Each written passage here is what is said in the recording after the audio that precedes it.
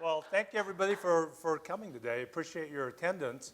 We're going to have some fun. We're going to go through a little journey again, like we do with, when I have the opportunity to speak.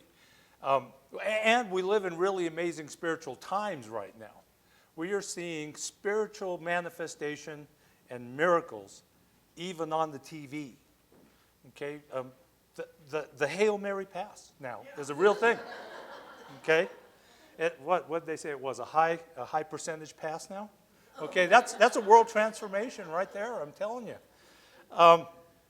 And all kidding aside, we do see amazing things. And when we're talking about creating a world that works for everybody, we got to think about our creation. Okay, so that's what we're going to be talking about today. So I'd like to go to my first slide here. Next one. You guys know I always like putting some comics on there. Although you're going to be wondering why I have schizophrenic comics. So one minute he's a fighter pilot, the next an attorney, a writer, a vulture, a member of the Foreign Legion, or someone named Joe Cool. I think we've got a real Sybil on our hands. If you look in the back, that's Snoopy, all of his little alter egos. Okay? And then here, there's multiple personality supporters meet here. And so they got all their name tags on them. Okay? Now you might be thinking, why is he doing this? But really, we have the same thing. We have multiple people that are doing our creating, and then we're wondering, why did I misfire? Why did I get what I got? So let's go to the next one. So, who's doing the creating in your life? Really? Okay? Think about it. We are perfect, amazing creators. We are manifestations of the divine right here and right now. And we also have all these different components in ourselves that still create. So we can't stop creating. We create as we go. And it's a beautiful and wonderful thing. However, oftentimes we're creating out of our mind. I'm not saying out of, coming out of our mind, but we're literally out of our mind. We might be in our computer. We might be in our ego. We might be in sadness. And so we're creating in sadness, and then we wonder why we get more sadness. And one of my, thoughts on creating a world that works for everyone is if we're going to have that, it can't be created out of a place of fear. See, right now there's a lot of things that cause us to be fearful. And in that fear, we want to create a solution. And we're creating the solution out of fear. And so, as a result, we keep propagating fear. Or we keep propagating concern. We've been at it for a long time in trying to improve the world. And in some ways we've had success, but in some ways we keep repeating the same thing. And interestingly enough, insanity's definition is, repeating the same behavior, expecting a different outcome. And so things keep auguring in. So we're going to talk a little bit about that. So let's go to the next one, Tony. And I'd like to thank Tony, my wingman over there, who's on top of our AV. Let's give it up for those guys. They're amazing. So, when we investigate fires, we look at the point of origin. And people say, well, how can you tell the point of origin when everything's all burned up? Well, if you look and at a fire, when we walk in, like if let's say that tree over there caught on fire, there's what we call a V pattern. And this V pattern goes up the wall and it goes wide like that. And so we call that the reverse arrow. So as we go in and start investigating a fire, we look for things that point to that point of origin. And so that's where we have to dig everything out. And once we got the walls exposed and everything, boom, we points to the appliance that failed or the candle that tipped over, whatever it was. Same thing. Your creations reflect their point of origin, where they started from. And so what we want to do now is talk a little bit about awareness of where those points of origin are within you.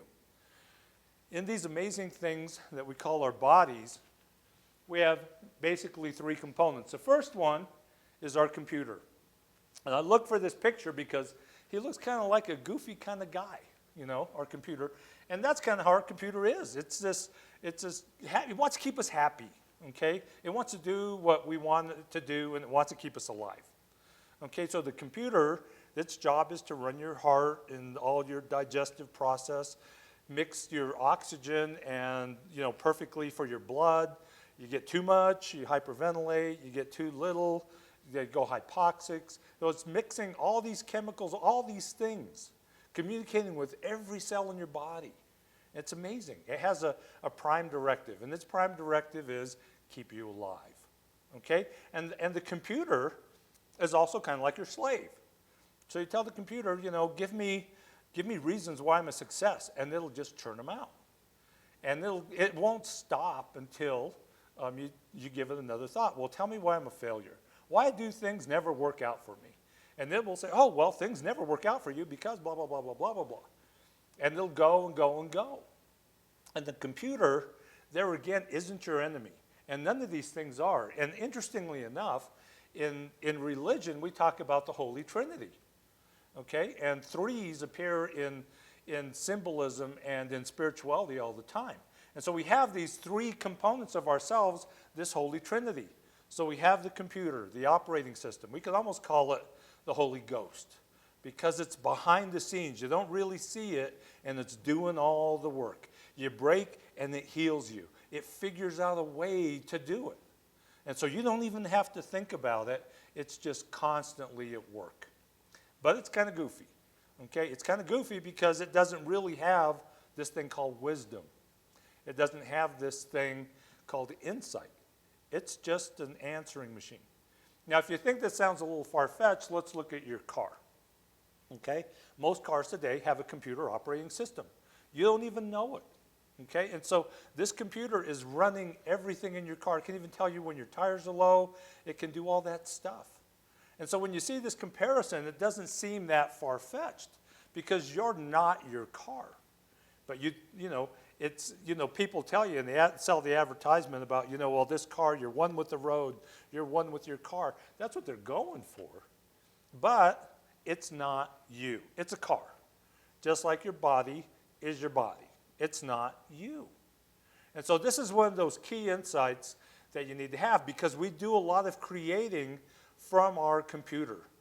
The computer says, meh, meh, meh, danger, danger, Will Rogers, right?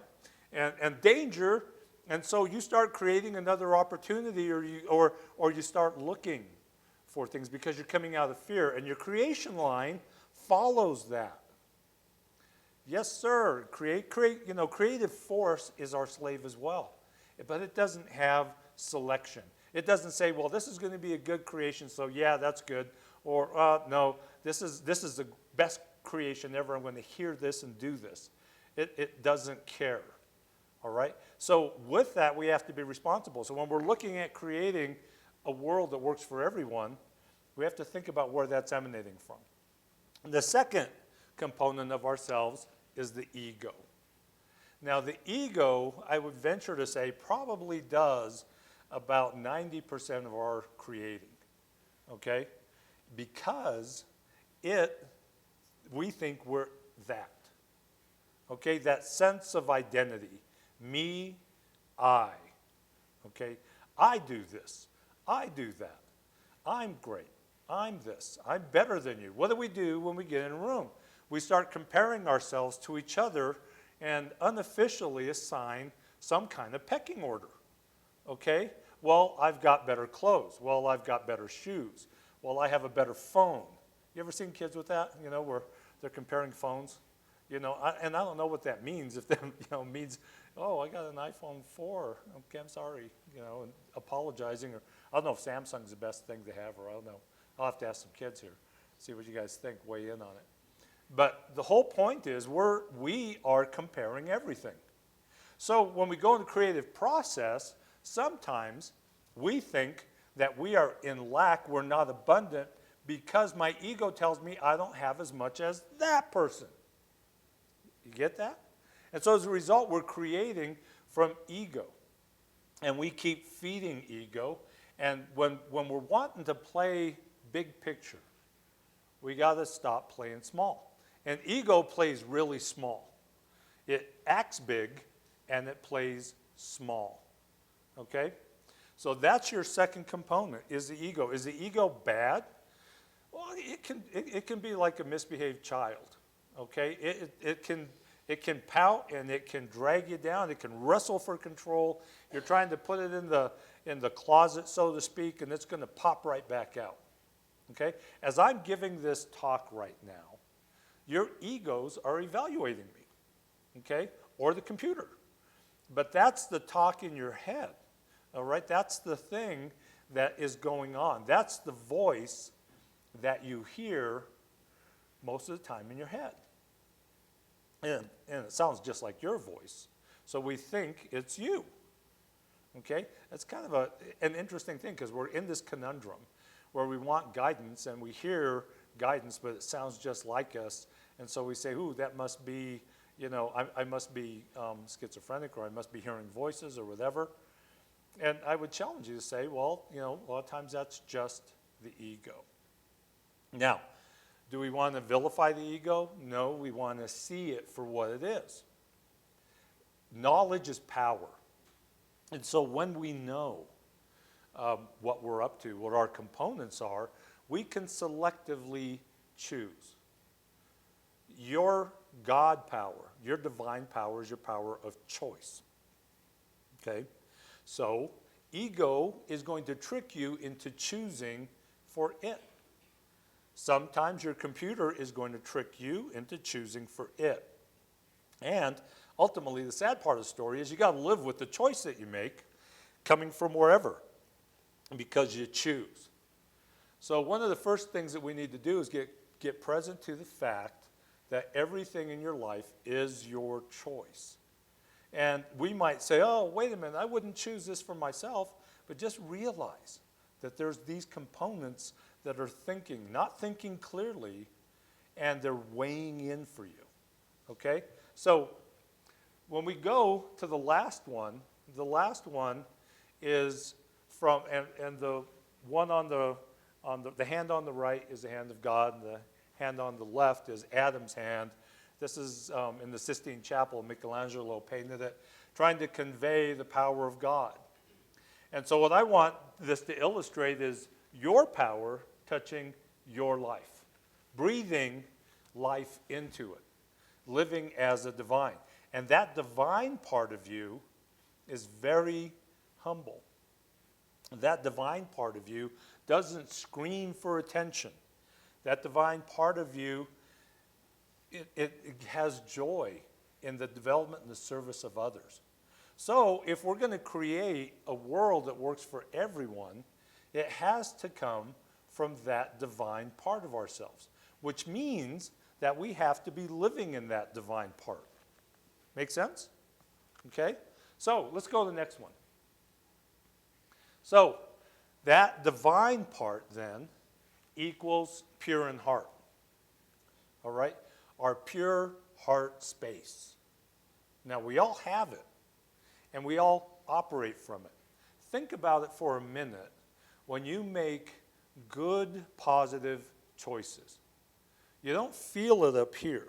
The computer lives up here. That's that little biomass that we call a brain. Okay? But the higher choices that we make, we feel here. I felt it in my heart. I felt it in my gut, this central place. Okay?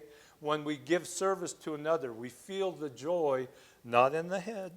We feel it here in the heart. So that pureness in heart is the place that we want to be operating from in order to make the world a better place for everybody. It works for everyone. Or we'll lapse back into what we've been doing for the last thousands of years. It's amazing when I think cultures get that the joy and the unity that they feel is amazing. Let's go to the next one. Now, Sai Baba was a Swami that lived in the late 1800s and passed away, I believe, in 1918. He said, a pure thought from a pure heart is better than a mantra. Now think about that for a minute, because when we hear self-help, we get our mantras, we get our self-talk, we're doing all, and we're trying to operate from the ego or from the brain, fixing a spiritual problem, a spiritual challenge. And so when we're operating from that sacred heart space, we have true divine creation. So when we're talking about that 1% of our creation time, that 1% is extremely powerful, more powerful than the other 99% of stuff that we do accidentally or out of ego. That's why it's so important to be focusing on that intention from that divine space. Literally, you have the power to function as God, Father God, Mother God, the divine, the all. That's you. That distinction goes away. When we as a group are thinking from mind, we have all these individualizations. When we are all thinking from ego, we have all these individualizations. And even though we talk about oneness, it's contra to that outcome. But when we think from heart space, it's universal. We are all unified in it. So that's that uniting force. So hopefully you're seeing how if we're going to get to that place, this is that how-to manual, how to do that, we need to operate from our heart space. Okay? Let's go to the next one. I like this one, a little guy. Might not be tonight, tomorrow, or the next day, but everything's going to be okay. You know, it's kind of like my dog Buster. You know, he's like, you're not going to drop some food now. You might not give me some later, but you're going to give me some. And when you do, I'm going to be right here waiting for it. Okay? Scoops it up. That's how Buster looks at the world. You know, it's going to be fine. I just got to wait and got to pay attention. Okay? We are shaped, this is what Buddha said. We are shaped by our thoughts. We become what we think. When our mind is pure, joy follows like a shadow that never leaves. So I'm not thinking this up. I'm just pointing out what appears to be fairly obvious. That if we want true joy, if we want to change the world, we need to have our mind pure in what we're thinking and be emanating from the heart. Then joy will follow you everywhere. Let's go to the next one. Okay? In order to create a world that works for everyone, then, it must emanate from the heart. It must. It can't emanate from anywhere else. Or we get what we got. Okay? So if your heart is tied, and when you go back to the teachings of Yeshua, you realize that then when he says, you know, where your heart is, there's your treasure. Okay? And so, you know, setting our heart on things of the world doesn't serve the heart. It doesn't know what to do. It doesn't want those things. Ego wants that stuff. Okay? Ego wants more and more. Ego can't be satisfied. It continues to try to propagate itself. All right? Heart space, the love of the divine that's within us, is the only thing that can bring everlasting joy. Let's go to the next one. So we've all heard this. Blessed are the pure in heart, for they shall see God. Now it's interesting because when Yeshua said that, he didn't mean that, well, you guys over here that are pure in heart, you're going to get to see God. And you guys over here that, you know, are the peacekeepers, you're going to get to have the world. That's how they've looked at it in the very singular format.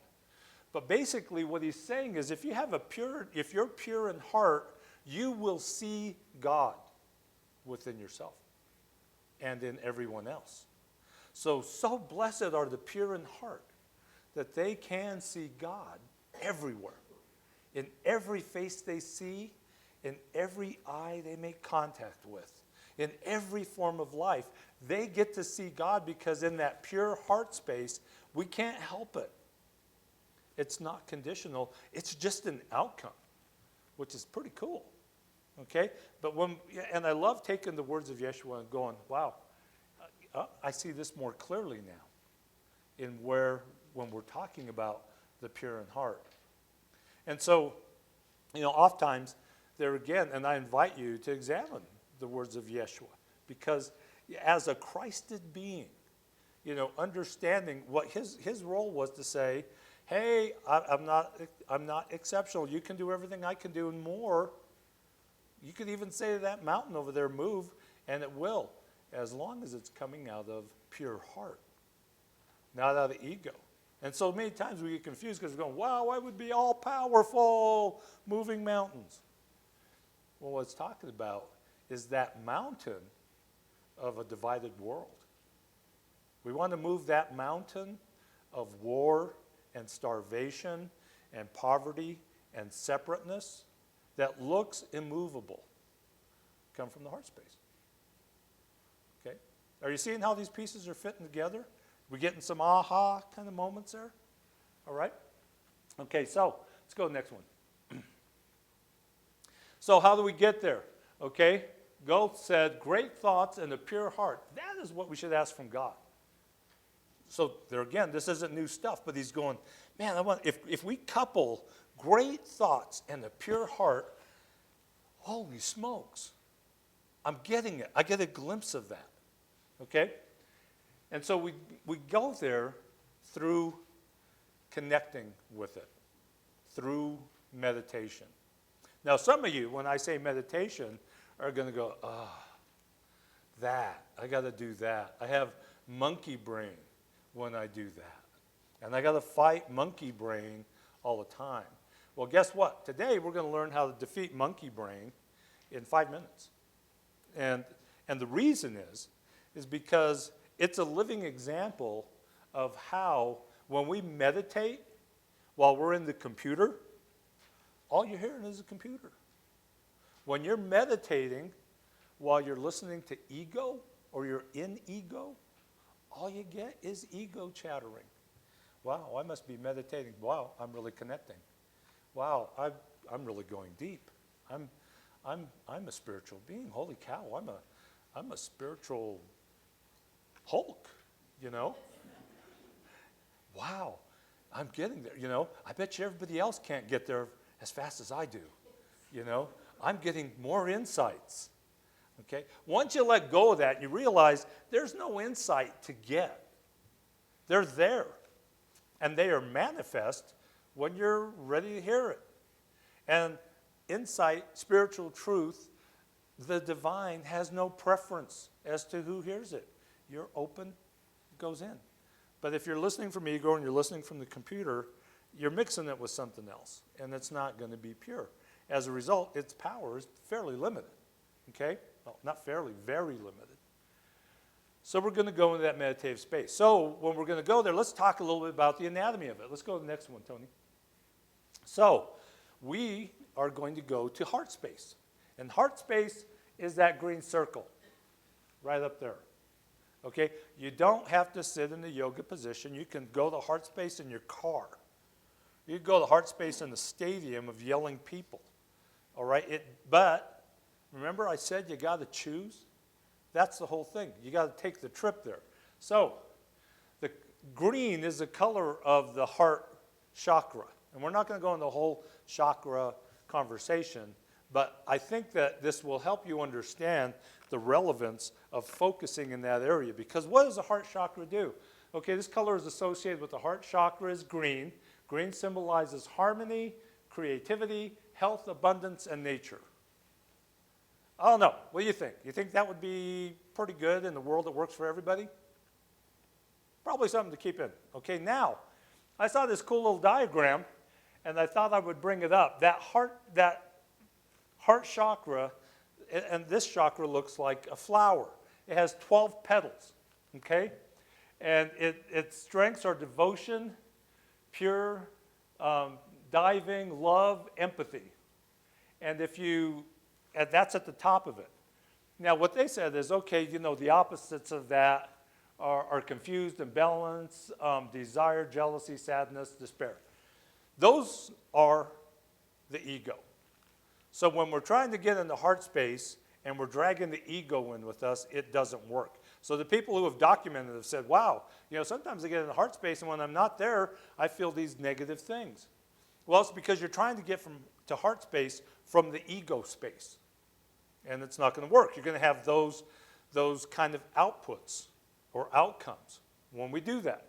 So understanding that, but if you look at the traits of heart space, you have bliss. Can we use bliss in a world that works for everybody? How about love? Peace, harmony, empathy, understanding, clarity. Let's throw in some forgiveness. I don't think we're going to be able to get there without forgiveness, kindness, unity, purity, and compassion. That, to me, looks like a world that works for everyone. That's the language of the world that works for everyone. Okay? We can't, the thing is, if we're literally going to bring into existence a world that works for everyone, it can't come from any sense of rightness. Well, we're Centers for Spiritual Living, so we have the path. Well, we're whoever. We have the path. That's been mankind's oldest argument. Now, who does that sound like when we say that? Where are we thinking out of? Ego. Ego's language. Look for the evidence. Look for the V pattern. Where's the thought coming from? What does it serve? So there again, you got to be the investigator in your life, okay?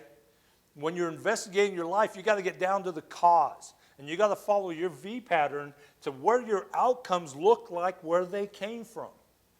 Once you do that, you're on the road to making a different selection. But as long as we keep wrestling in our mind, oh, I got to stop listening to the computer. Oh, I got to stop listening to the ego. That's how it keeps propagating itself. Because that's not the language of the heart. Okay? The I gotta is ego. And you see, the funny thing is that ego isn't unidirectional.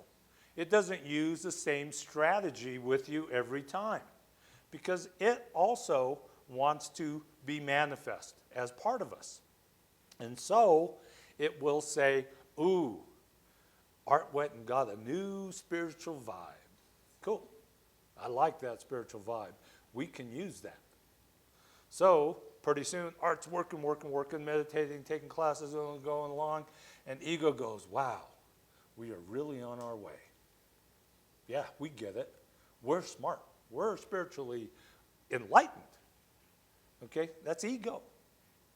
Okay, when you're just walking in the space of the observer in your life, you're not an ego and you're not a computer.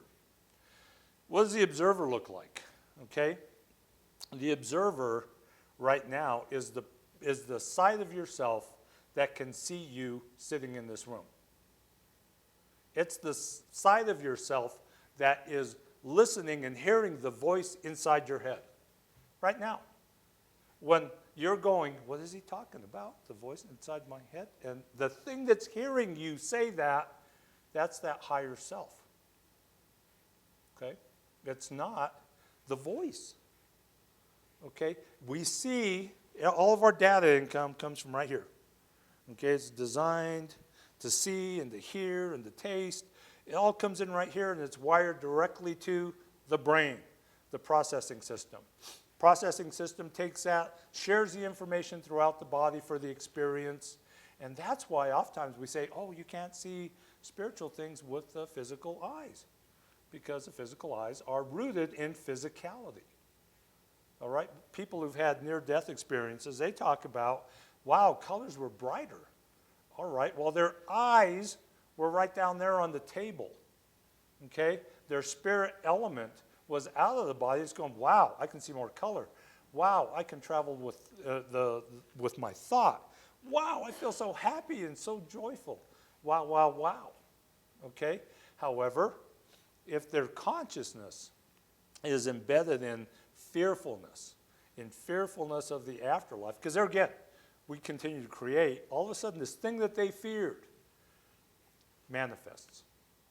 And here's one of those cool things. Our creativity, our creation, has kind of brakes on it, okay? It has a retarder on our creation. Because think about what would happen in this life with the insight that we have if our creation's instantly manifested, okay? That would be kind of scary, all right? But it doesn't. There's a retarder, so it gives us a little time to adjust. However, pure intention, things out of the heart space, manifest faster, all right? And so there again, going back into those mechanics, this is a conversation about how to. how do we do this in a real sense? So we've learned about the heart chakra, and that's where we want to go. Let's go to the next one, Tony. So when do we start creating a world that works for everyone? Do we start creating the minute everybody gets it figured out? No. We start creating it right now. And then we create it right now. And then we create it right now. See, it's going to be a continual process. That's what they talk about in the scriptures when they say walking in prayer constantly. Your life, your thought, your way becomes a prayer. A very powerful source and form of manifestation in prayer. So, we're going to begin right now creating a space that works for everyone. And to do that, we're going to go through a little meditation. Is everybody in? Want to try a little meditation? There's not going to be any meditation music with this. Okay? Oftentimes, we say, well, I need to have my meditative music, I need to have my right sound, the right light, all the right stuff for meditation to happen. Who's telling you that? The computer or your ego. Okay? I've got my system worked out. Need to get to meditation and divine this way. Ego. So, that's why this is going to be a relatively short process. So I invite you to close your eyes. Okay? Let's take a deep breath. Now, I want you to just pay attention. Your eyes are closed, and right now you're seeing that red behind your eyelids. You're processing, and you can see in your brain space that that's where your consciousness is focused. Everybody see that? Okay? Now, as I'm speaking to you, there's this place that's processing information. Now, I want you to back up from that. Because this space, believe it or not, even though your cranium is of limited size, when you're inside it, it might as well be the Grand Canyon. And so you can back up, and you're behind your eyes, and you're backing up, and I want you to take an inventory, look inside, and see this wonderful thing called the brain functioning. What we're doing right now is we're taking you into the observer role. So in this meditative state, and basically when we're talking about meditative, we're focusing our consciousness, our thought. We're looking as the observer. Some of us might want to judge it. Some of us are going, gee, I wish I know where he's going with this. Some of us are going, wow, this is bigger in here than I thought. All right, but the whole point is you're paying attention to it and you're seeing yourself seeing.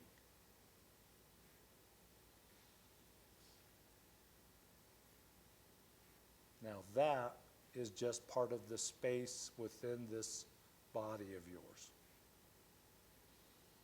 Now we're going to start to descend in our body, and you realize that the ego is everywhere.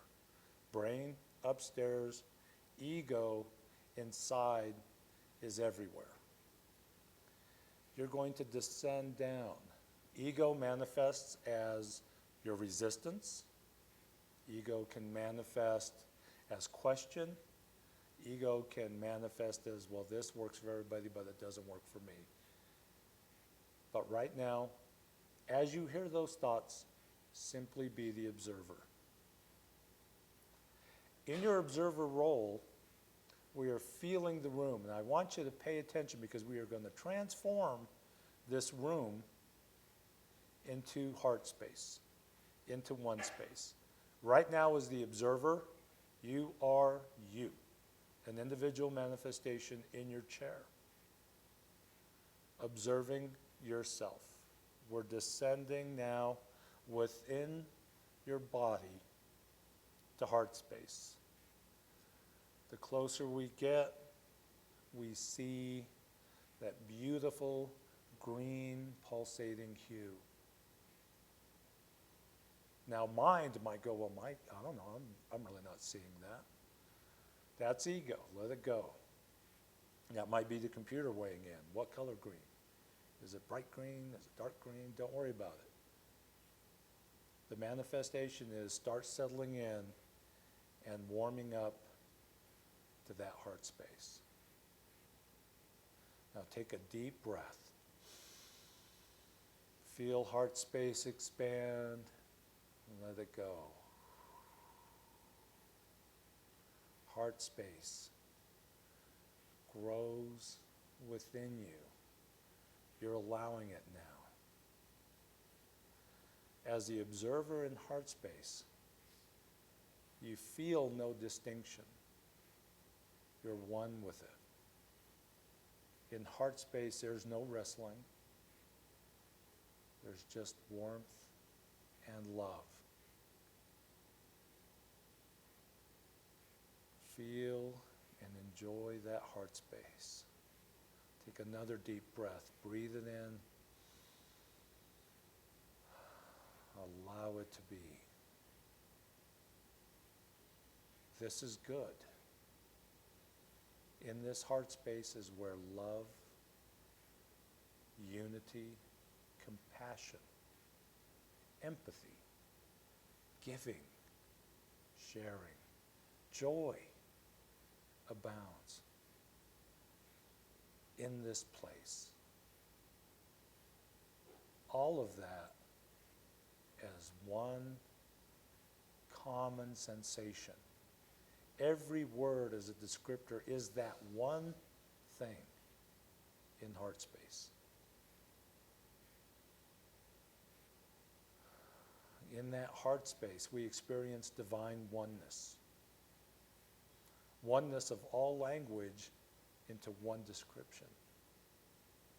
Oneness with each other. We are in that same harmonic frequency, listening to the same song.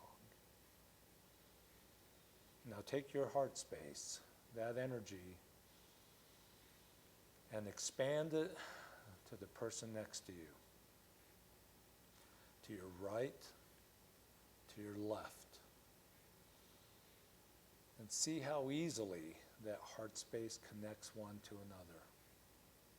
There's no agenda, no comparison, nothing. No thing, just being.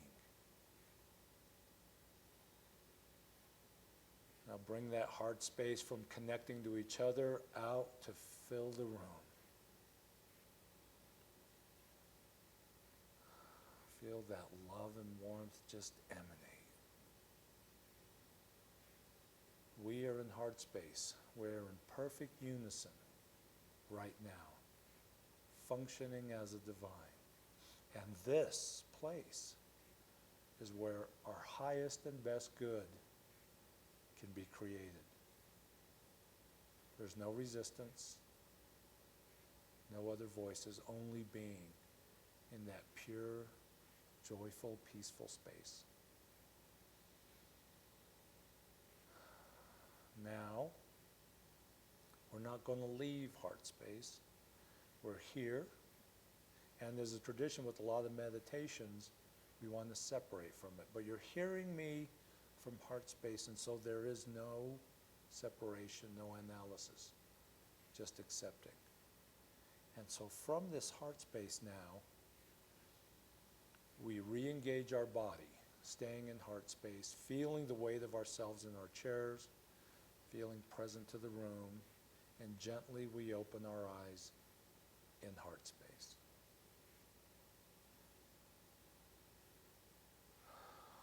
Take a nice deep breath with me as we're conscious in heart space and awake. This is being awake. This is oneness. Take an inventory of the room, how it feels. It's a different place. Feel that charge of energy that's going through your body right now. Feels wonderful and amazing, and that unifying force. Feel that? Let's go to the last slide, Tom. So, Wayne Dyer said, heaven on earth is a choice you must make, not a place you must find. We all chose to go into heart space tonight. You made that choice, and thank you for being so generous and willing to indulge me in this little journey that we took. We're starting to make the world a place that works for everyone right now. Every day, our commitment is to do that. And we multiply as our heart space and our love expands and touches others and raises the vibration of our planet.